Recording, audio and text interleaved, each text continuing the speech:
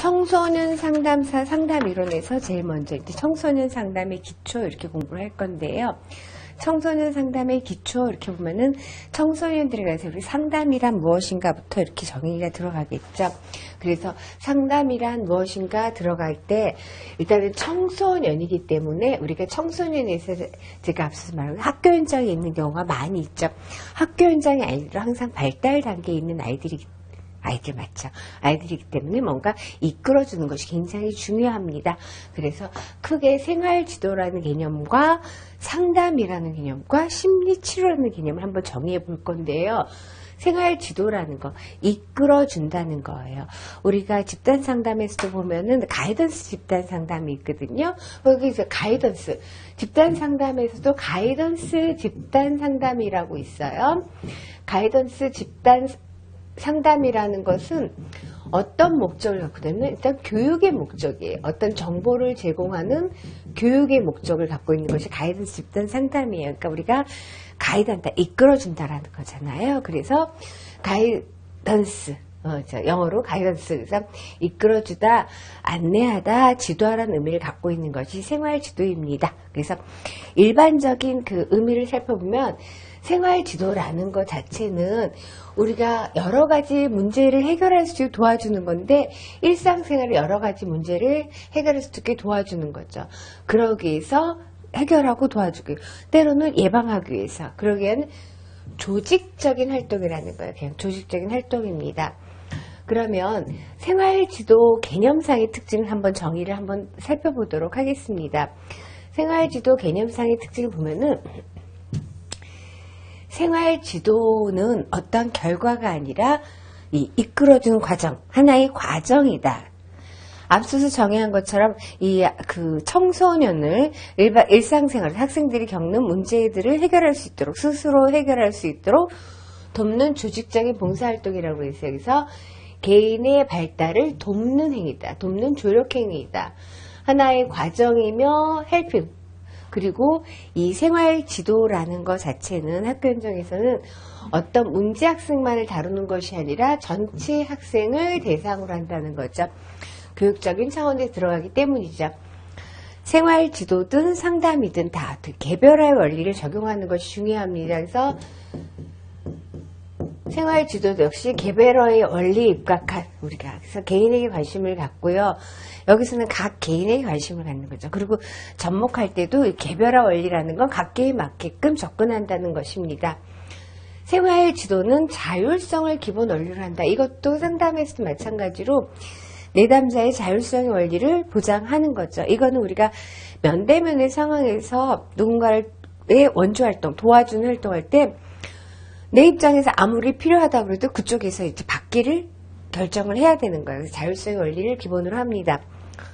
생활지도를 한다는 것은 우리가 문제를 스스로 해결할 수 있도록 조력하는 과정이라고 그랬습니다. 그렇기 때문에 그러기 위해서는 이해가 중요해요. 이해하고 적응하는 것. 그러니까는 내가 나에 대해서 올바른 이해도 중요하고 나뿐만이 아니라 환경에 대한 올바른 이해도 중요하게 되겠지요.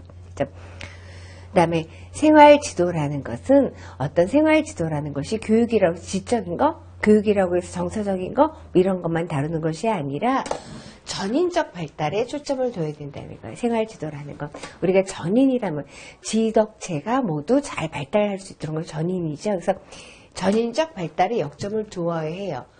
이것이 중요하죠. 그런데 우리가 행동을 양성하는 데는 강화는 행동을 양성하지만은 벌은 행동을 양성하지 못해요.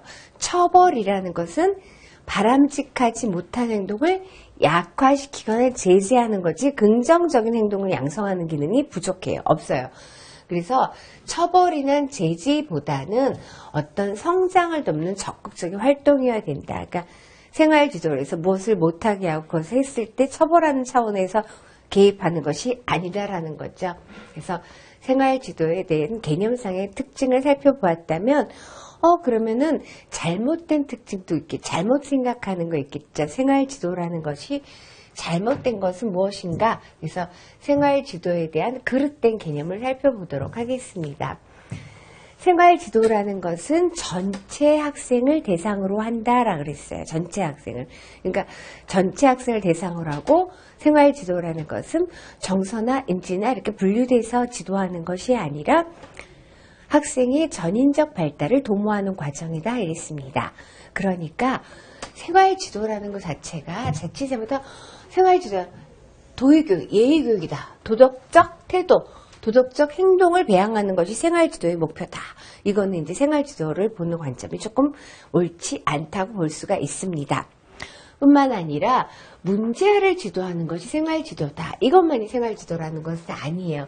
생활지도는 전체 학생을 대상으로 이 학생들이 자기가 당면하는 문제들을 스스로 해결할 수 있도록 도와주기 위한 지도적인, 조력적, 그죠? 조직적, 조력 이런 거라고 그랬죠. 그렇기 때문에 아니다. 그죠? 문제아 지도가 아니다 이렇게 된 건 마찬가지로 어떤 사건이 발생했을 때 이것을 처리하는 것, 그 처리하는 것이 생활지도다. 그건 아니라는 거죠. 그러니까 생활지도는 학생의 전인적 발달을 돕기 위한 조력이에요. 그래서 전체 학생을 대상으로 한다. 생활지도 살펴보았습니다. 그럼 생활지도가 어떻게 발달했는지 볼게요. 초기에 이제 직업지도, 학업지도 이렇게 있어요. 초기에. 그 다음에 정시생 도입기, 전환기가 있었고요. 그 다음에 집단지도가 중시되던 시기가 있었습니다. 그리고 우리가 상담이라는 것이 분리되는 시기가 있었어요. 상담심리가 그 순서대로 한번 살펴보도록 할게요. 생활지도라는 것 자체는 직업지도와 생활지도, 직업지도와 학업지도, 초기에는 직업지도와 학업지도에서 이끌어져요. 왜 직업지도도 필요해요? 학생이 자기의 당면한 문제를 잘 해결해 나가다 앞으로 향해 당기는 환경에서 접촉해서 우리가 문제상을 잘 해결할 수 있는 것 중에서 직업지도도 굉장히 중요해요. 진로 발달도 굉장히 중요하죠. 그래서 생활지도 초기에는 직업지도와 학업지도가 강조되었습니다. 근데 여기서 보시면은 생활지도는 파슨스가 보스턴시에 직업지도국을 설치해서 청소년을 대상으로 어떻게 진로 지도한 것의 시발점을 보고 있습니다. 그러면은 이 파슨스는 어떤 사람이냐? 그래서 청소년 직업지도 선도운동을 전개한 것이 최초인데 파슨스 자체는 보스턴의 직업지도국을 세웠다고 했어요. 그러니까 진로 지도에 관심이 많았던 사람이에요. 그러면은 우리가 학생들을 이해하는 데 있어서 발달 이론, 학생들 발달 심리에서 진로 발달 이론도 포함이 되거든요. 진로를 어떻게 봐? 그러면은 다양한 진로 발달 이론 중에서 특성 요인 이론도 있습니다. 근데 이 파슨스도 특성 요인론자예요. 특성 요인 이론에 입각해서 진로 지도했다라는 것입니다. 그럼 이 특성 요인을 위해서 상담에서도 특성 요인 상담이 있습니다. 이 특성 요인 상담은 특성 요인자들이 갖고 있는 그 인간관 어때요? 인간은 선할 수도 있고 선하기도 하고 악하기도 하게 이 땅에 태어났다는 거예요. 그럼 선은 무엇이냐? 우리가 이 상담에서의 선이란 자아실현입니다. 자아실현인데 선하기도 하고 악하기도 한데 자아실현할 수도 있고 스스로 그렇지 못할 수도 있다라는 거예요. 근데 특성 요인자들은 이 지도하거나 선생님의 역할을 필요하다고 생각하는 거예요. 왜냐하면은 스스로가 잘할 수 있는 것이 누군가의 도움이 필요한 존재라고 보는 것입니다. 그러니까 상담에서도 지금 특성 요인 이론 상담이 있다라고 말씀드렸죠. 지시적 상담이라고 그랬어요. 상담자와 내담자의 관계를 살펴보면 상담자는 어떤 역할을 하냐면은 선생님의 역할을 하는 거예요. 선생님의 역할을 하고 내담자는 학생의 입장으로 견해를 보는 거예요.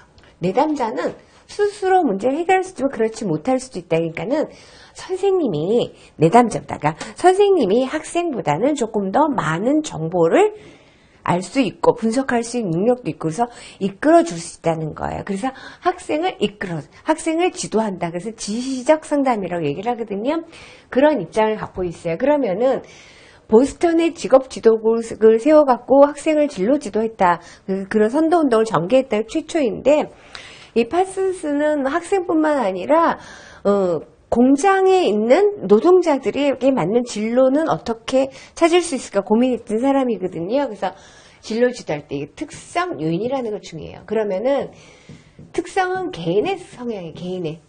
개인의 진로 지도할 때 개인의 흥미, 우리가 심리 측정 도구에서 흥미 검사도 하고 적성 검사도 하고 또 성격 검사도 하고 그러니까 그런 것들 흥미, 성격, 적성, 뭐 태도, 가침 이런 것 등이 개인의 특성이죠. 그것과 환경적 요인을 고려해서 개인과 환경의 매치 속에서 진로 지도하게 되는 거예요. 그러니까는 어찌 보면 당연한 얘기지만 이게 특성 요인을 입장에서 진로 지도하는 것입니다. 그 파슨스 얘기를 잠깐 했고요. 그래서 파슨스가 전개한 것이 최초의 직업지도 운동이다, 직업지도다 이렇게 볼 수가 있습니다. 그 다음에 이제 간략한 정신위생 도입기 이렇게 있어요. 정신위생. 그러니까 이게 정신위생이라는 거, 저 대학 처음 입학에 정신위생이라는 과목이 있었어요. 그게 참 요새는 잘 그런 말 쓰지 않는데, 그러니까, 이제 1930년대 경제공황이 막 있죠. 경제공황 이후에 직업생활에 관한 관심이 굉장히 높아졌죠. 그래서 생활지도에 대한 변형이 크게 일어났습니다. 그 다음에 정신위생이라든가 정신위생, 우리가 정신위생이라는 표현은 제가 설명 안 해도 아실 거예요. 우리가 보건위생, 뭐 신체위생하는 거 똑같아요. 그러니까 정신건강 깨끗하게 갈 수 있도록 하는 거. 정신위생이나 사회적 적응 능력이 직업생활을 성공시키는 데 중요한 요인이다. 그것이 강조됨에 따라서 정신위생도 생활지도에서의 중요한 위치를 차지하게 되겠다. 그러니까 건전한 정신을 갖도록 하는 것도 중요하다. 그 다음에 이제 집단 지도가 발달하게 되는 시점이 있습니다. 집단 1930년대 이후에 서로 간에 각 개인도 중요하지만 협동적 인간상이 요구되기 시작되었다. 이랬습니다. 그래서 시대가 우리가 무언가가 발달할 때는 다 시대의 요구가 있어요. 환경적인 변화에 의해서 그렇게 발달하게 되는데 시대의 요구에 부응하게 돼서 지금 종래에는 생활지도가 앞서서 파슨스도 어떻게 해요? 지도할 때, 직업 지도할 때 특성, 개인의 특성과 이렇게 연결한단 말이에요. 그런데, 그리고 생활지도도, 개인의 초점을 맞춰서 많이 했는데, 이 종래의 생활지도가 주별 개별 지도에 초점을 맞췄다면은, 그거에 비해서 집단적으로 미리 지도하는 것이 강조되었던 것이 집단 지도 중시하는 시기입니다. 1930년대 이후입니다. 그 후에 이 생활지도 보면은 이게 상담 심리에 분리가 되죠. 그래서 2차 세계대전이 있었 후에는 많은 심리 상담 이론들도 이제 발전을 하고, 좋은 건지 모르겠습니다만, 제가 항상 이랬죠. 그래서 많은 심리 검사 도구도 개발이 된 것이 2차 세계대전 영향이 많아요. 그거는 필요했기 때문이죠. 필요했기 때문에. 그래서 2차 세계대전 이후에 상담 심리학이 전문 과학으로 이제 성립되었고, 그래서 생활지도의 일반 기능으로부터 어떤 상담이 분리돼서 생활지도도 좀 전문화되었다. 이렇게 볼 수가 있습니다. 그러면 생활지도의 목표는 무엇인가? 우리가 유추해 볼 수 있지만 한번 정리해 보도록 하겠습니다. 생활지도의 목적.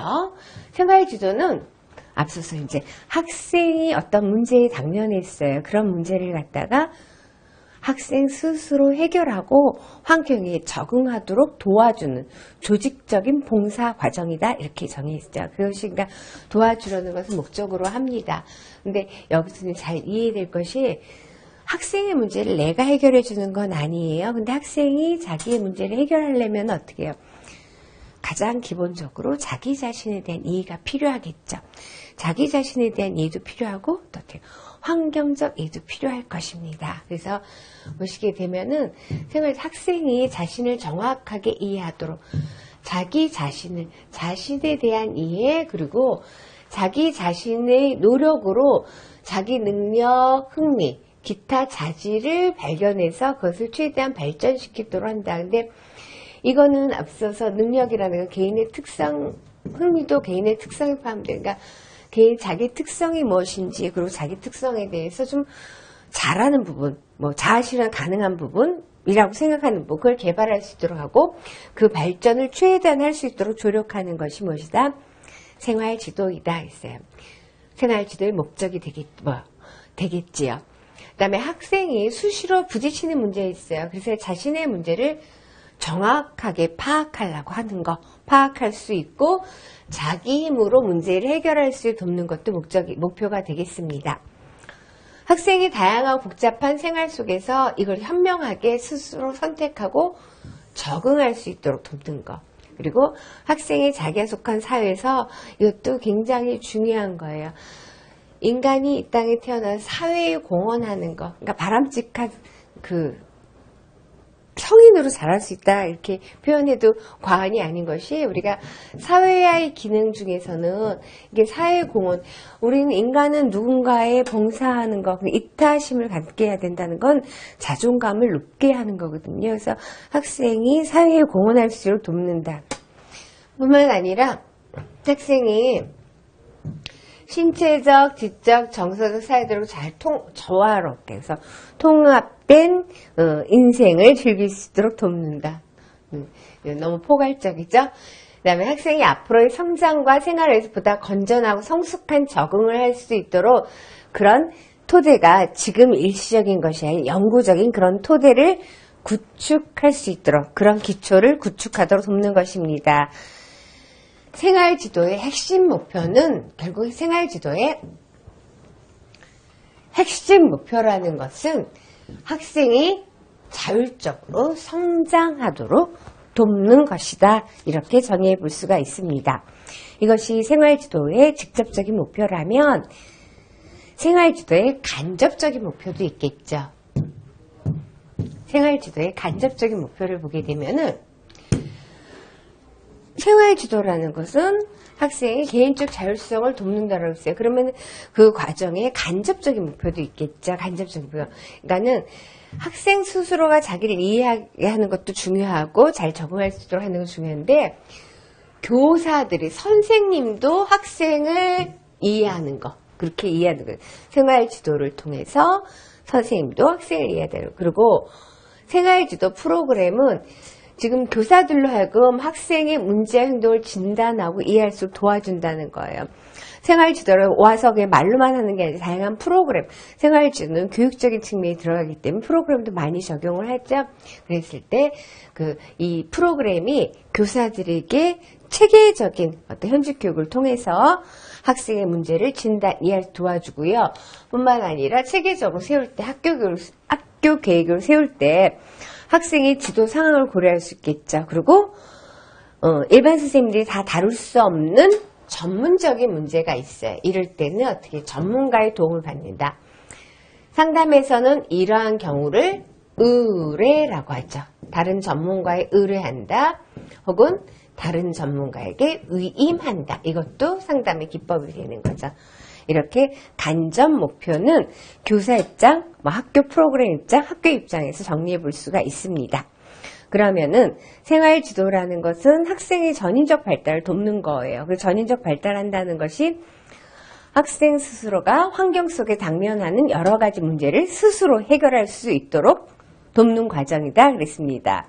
그러면은 생활지도의 주요 영역을 한번 정리를 해보면은, 생활지도의 주요 영역, 학업지도, 직업지도, 인성지도, 사회성지도, 건강지도, 그 다음에 여가지도, 도덕성지도, 순결지도 있어요. 이제 보면 학업지도는 우리가 학생이니까 학업에 잘 적응할 수 있도록 하는 것 좋아요. 학업에 잘 적응할 수 있도록 도와준다라는 것 자체는 좋은 성적을 받도록만 한다는 건 아니죠. 학업상의 스트레스에도 적응할 수 있도록 하는 것이 학업지도입니다. 그래서 학교생활 정에 도움을 주는 OT를 한다든가 교육 정보를 제공한다든가 어떤 특별한 전공 과목이나 특별 활동이라든가 이런 거에 대한 선택을 할 수 있는 지도입니다. 그래서 뿐만 아니라 학습 태도라든가 학습 방법도 지도할 수가 있겠죠. 그리고 진로 지도, 그리고 학습 부진화에 관해서 어떻게 할 것인가. 우리가 학습 부진화에서 이끌어서 이제 학습 부진화에 대한 이해도 중요합니다. 그래서 이게 이 학생이 어떤 상태인가를 파악하는 것도 중요하겠죠. 학습 부진이 하기 싫어서 그런지 어쩜 능력 부족인지 환경적인 요인이 작용하는지 이런 거 파악하는 거죠. 우수한 지도도 있습니다. 그 다음에 우리가 사회에 공헌하도록 한다. 그것도 생활지도의 목표였잖아요. 그래서 직업지도. 그러니까는 성인이 돼서 우리 분명히 일생을 살아가면서 어떤 직업이 있어야 될 거예요. 그렇기 때문에 직업 선택을 위해서 적성과 흥미 조사. 적성과 흥미, 특성을 조사하는 거죠. 적성은 능력이고 흥미는 좋아하는 것이에요. 그러니까 우리가 좋아하는 것과 잘하는 것 잘 서로 맞으면 좋지만 그렇지 못할 수도 있어요. 그래서 적성과 흥미 조사하고요. 거기에 따른 직업 정보도 제공하고 그리고 직업 준비 교육 그리고 직업 상담을 한다든가 취업 발전 졸업 후에 계속해서 추적해서 지도하는 팔로우업이 있습니다. 그 다음에 예전 생활지도가 인성지도다 이렇게 생각한 너무 편협적으로 본 견해가 있었지만은 아니죠. 지금 이제 인성지도뿐만 아니라 학업지도고 직업지도인데 인성지도도 굉장히 중요한 거죠. 그래서 정서, 성격, 욕구불만을 진단한 거나 학생의 개인적인 습관이라든가 태도, 그리고 생활 목표라든가 개인적 적응에 관한 문제, 개인적 적응에 관한 인성지도가 있고요. 그 다음에 사회성 지도 있습니다. 교양, 윤리관, 그 다음에 사회 미풍양소, 관례, 교우관계, 이성문제, 가족관계, 그걸 통해서 바람직한 인간관계 발달을 할 수 있도록 하는 지도, 그 다음에 건강지도도 굉장히 중요하죠. 안전교육도 그렇고 정신위생, 신체건강이죠. 그 다음에 어떤 부분도 중요할까요? 여가지도도 중요해요. 이게 여가지도 우리가 오락지도라고도 해요. 여가라면은 좀 여유롭게 오락이라면 요새 게임이라고 생각하는데 오락을 어떻게 보내는지 굉장히 중요한 거죠. 여가. 지금 우리 청소년 이해론 쪽에서 측면에서 보면은 우리 한국 청소년들 입장에서 여가를 제대로 즐기지 못하는 경우도 굉장히 많은 게 아니라 그래요. 여가를 즐길 수 있는 시설도 부족하고 학교에서 이제 뿐만 아니라 사회에서 어떻게 해요? 가정에서 학생은 공부에서 입시 스트레스가 너무 강력해요. 그래서 학생들이 여가를 제대로 즐기지 못해요. 요즘에 보면은 일반화시킬 수는 없으나 일반적으로 많이 여가 생활을 하려고 하는 것이 뭐예요? 그냥 게임이 많단 말이에요. 게임이라는 SNS 활동이 많아요.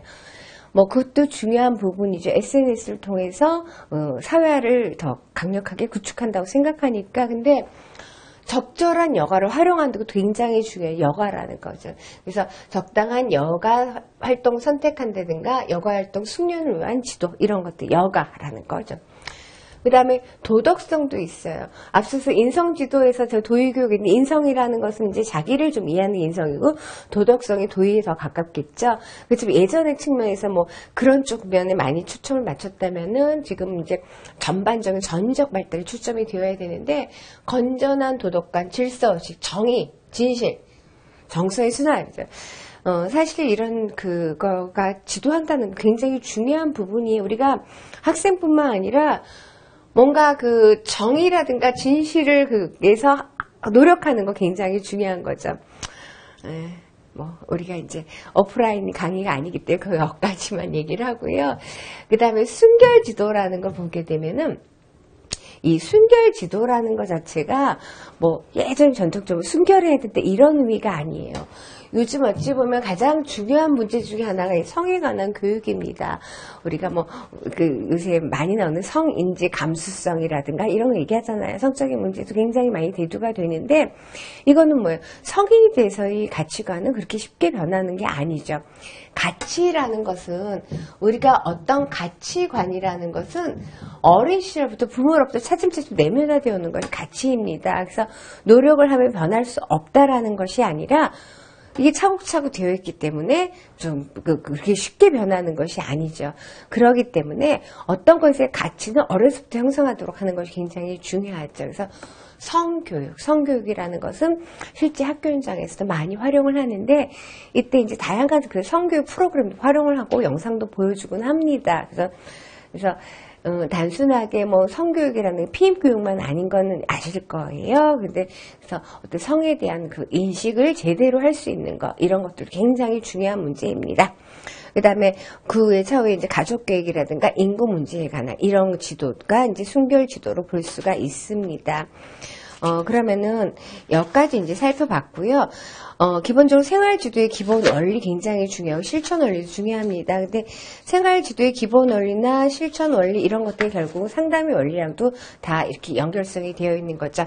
첫 시간이었습니다. 생활지도라는 것, 청소년, 글쎄, 우리가 이해하기는 쉽지만은 정말 상담사로도 중요한 파트였다고 생각합니다.